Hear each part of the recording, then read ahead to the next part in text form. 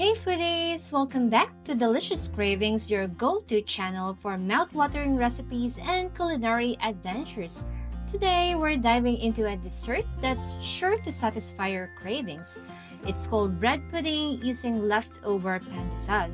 Kesa masayang ang aming pandesal, napaisip ako, why not I turn it into a delicious dessert? But before we get started, don't forget to hit that subscribe button and turn on notifications so you never miss out on our delectable creations. Kaya halika na, simulan na natin. For the first procedure, just caramelize sugar over medium heat until it turns golden brown. Sa lanera na ginamit ko, I caramelize about 2 tablespoons of sugar. Sa haplo pan, I caramelize 3 tablespoons. Sa maliliit na circle naman, ay gumamit ako ng mga, I think, 1/2 tablespoon of sugar. Cut the pandesal into small cubes and sa case ko, I use the manual rope food chopper para lang mas konting pino yung pandesal. In a mixing bowl, I crack 5 eggs. If you notice, I use the whole eggs.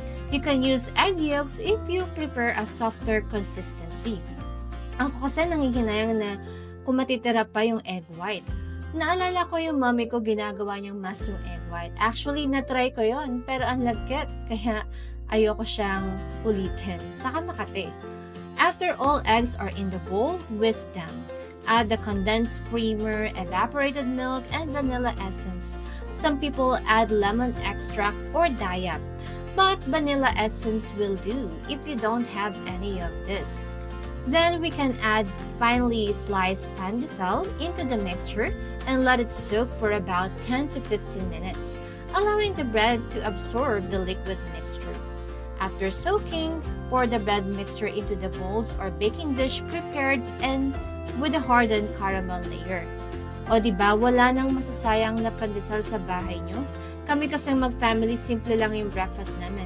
Ako personally, kontento na ako na yung pandesal isasawsaw sa kape. Very old-fashioned style, di ba? Kayo ba, ginagawa nyo rin ba? Yung sinasawsaw yung pandesal sa kape? Kwentuhan ko lang kayo ng slight ha. I have a friend who visited me last time and she saw exactly how I ate my pandesal. Sabi niya, ano ba yung pandesal mo? Madumi ba yan? Bakit hinuhugasan mo? Sabi ko lang, wala lang. Feel ko lang mas masarap siya pag ganun, di ba?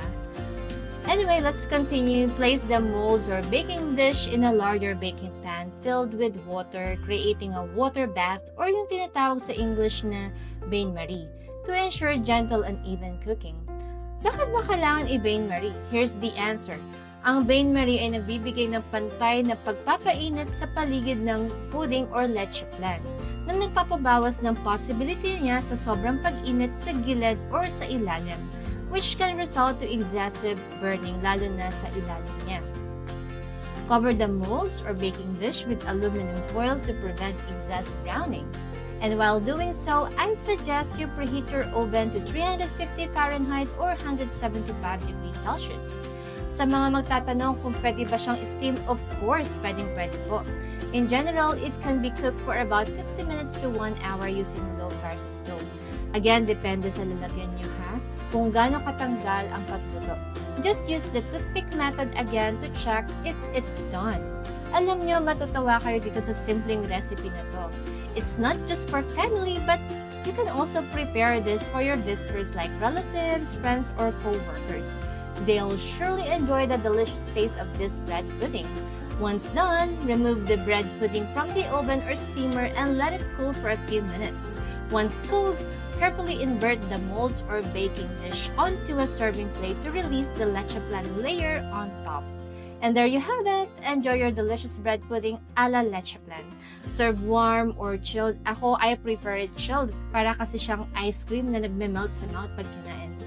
Remember, in this kitchen, it's all about spreading love and happiness through food. This is Dollicious Cravings again, saying, no hate, just love. Thanks for watching.